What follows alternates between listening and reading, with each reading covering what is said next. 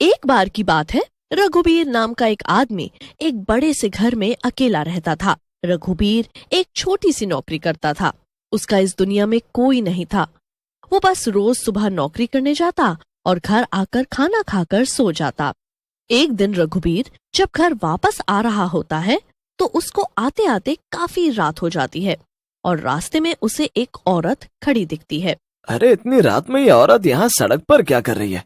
चलो चलकर पूछता हूँ। रघुबीर थोड़ा और आगे जाता है पर फिर से वो औरत आगे पहुंच जाती है।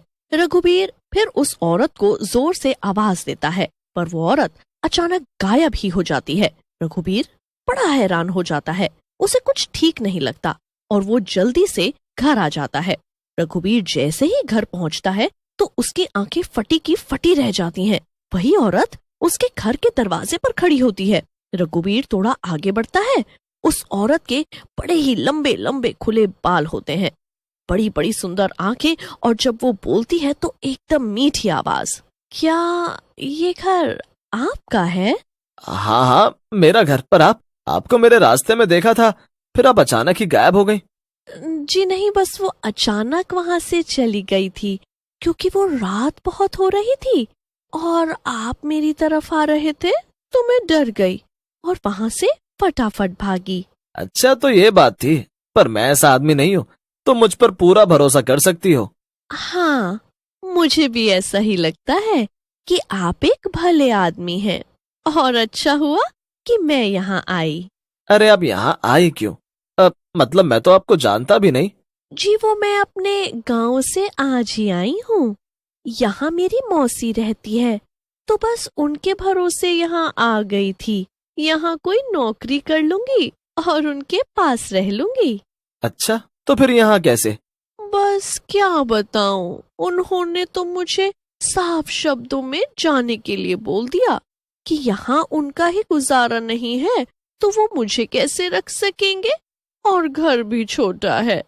बस फिर मैं तुरंत वहां से निकल गई और उन्होंने मुझे रोका भी नहीं। तब से अपने रहने के लिए किराए पर घर ढूंढ रही हूँ। ये तो आपके साथ बहुत ही बुरा हुआ। तो फिर आप यहाँ कैसे आई? अरे बस जब आपसे डर कर भागी तो रास्ता ही भटक गई और अपने आप यहाँ पहुँच गई। फिर मैंने इस घर के बाहर एक बोर्ड देखा जिस पर लिखा था कि एक किराएदार की जरूरत है, तो मैं बड़ी खुश हो गई। फिर देखा दरवाजे पर ताला लगा है तो मैं बस यहीं खड़ी होकर इंतजार करने लगी। ओह अच्छा, अरे ये घर तो मेरा ही है। दरअसल इस घर में मेरे अलावा कोई नहीं रहता। अब मेरी नौकरी भी ऐसी नहीं कि मैं बहुत कमाता हूँ और ये खाली घर काटने को दौड़ता है।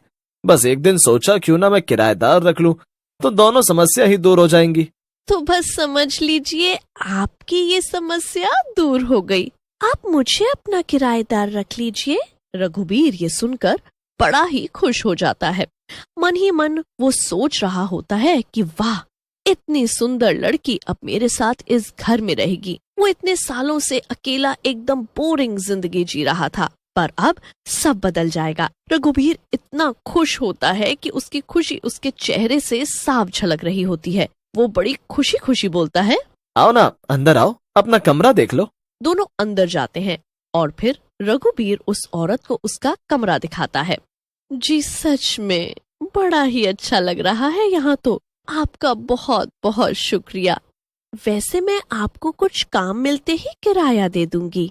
अरे आप मुझे शर्मिंदा मत करो। अच्छा ये सब छोड़ो और अपना नाम तो बताओ। हमने इतनी बातें करनी और मुझे तुम्हारा नाम तक नहीं पता। जी मेरा नाम वंदना है। और आपका? मेरा नाम रघुबीर। दोनों की अच्छी बातचीत हो जाती है। फिर रघुबीर अपने कमरे में चला जाता है। उस रात रघुबीर खुशी में बस उस औरत की खूबसूरती के बारे में ही सोचता रहता है। दूसरी तरफ वो औरत अपना कमरा बंद करके उसके बाद वो सारे पर्दे लगाकर कमरे में बिल्कुल अंधेरा कर देती है। अंधेरा करने के बाद वो बस कमरे में एक मोमबत्ती जलाती है और मोमबत्ती की रोशनी में वंदना का चेहरा इतना भयानक चुड़ैल जैसा दिख रहा होता है। वो जोर जोर से हंस रही होती है। कितना बेवकूफ है ये रघुबीर जो बिना जाने मुझे रख लिया। ये जो इतना खुश हो रहा है इसे तो पता भी नहीं कि मैं कोई वंदना नहीं बल्कि एक चुड़ैल हूँ। अब मैं इसी को इसके घर से बाहर कर दूंगी और हमेशा हमेशा के लिए ये घर मेरा हो जाएगा। चुड़ैल बड़ी खुश हो जाती है और बड़ी देर तक हंसती रहती है। उसके बाद जब उसे लगता है कि रघुबीर अब गहरी नींद में सो चुका होगा तो वे चुपके से बाहर जाती है। वो पूरे घर को बड़ी अजीब तरह से देख रही होती है। फिर चुड़ैल एक आखिर के कमरे की तरफ जाती है जो उस घर का सबसे बड़ा और सुंदर कमरा होता है, पर उसमें ताला लगा होता है। इस आदमी ने इस कमरे में ताला क्यों लगा रखा है?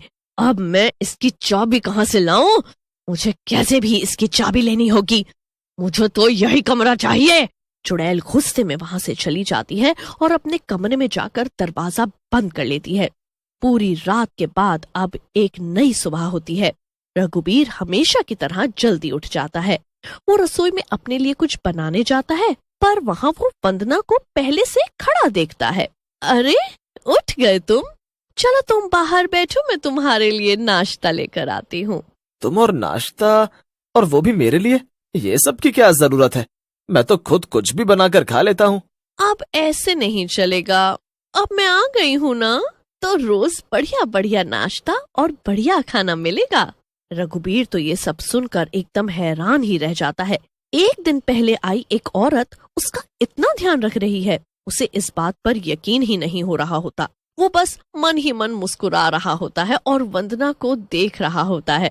उसके बाद वो नाश्ता करके रघुबीर वहाँ से चला जाता है। चुड़ैल पूरे घर में पागलों की तरह घूमती है।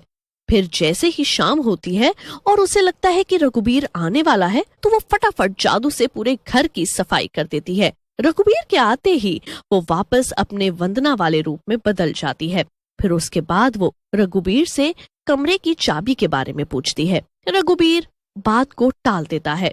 रघुबीर खाना खाकर सो जाता है। उसके सोने के बाद वंदना वापस चुड़ैल बन जाती है। वो रघुबीर के कमरे में जाती है और चाबी ढूंढने लगती है। आखिरकार उसे एक चाबी मिल ही जाती है।